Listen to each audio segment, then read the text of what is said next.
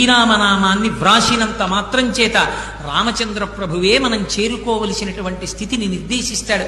మహానుభావుడు గుంటూరులో రాగం ఆంజనేయులు గారని ఉండేవారు. ఎప్పుడూ శ్రీరామనామమే, అలా శ్రీరామ శ్రీరామ శ్రీరామ శ్రీరామ వ్రాస్తూనే ఉండేవాడు. ఆఖరికి ఆయన ఆ పుస్తకాలన్నీ రామనామం రాసినవన్నీ బండిలో పెట్టుకుని రామనామ జపం చేస్తూ భద్రాచలం వెళ్ళారు. భద్రాచలం వెళ్ళి ఆ రోజు సాయంకాలం రామచంద్రమూర్తి యొక్క దేవాలయంలో రామనామం ఇచ్చేద్దాం అనుకున్నారు. ఇవాళ ఎందుకులేండి, ఇక్కడ ఏదో సప్తాహం చేద్దాం అనుకుంటున్నాం కదా, రేపిద్దాం, ఏకాదశి వస్తుంది కదా అన్నారు.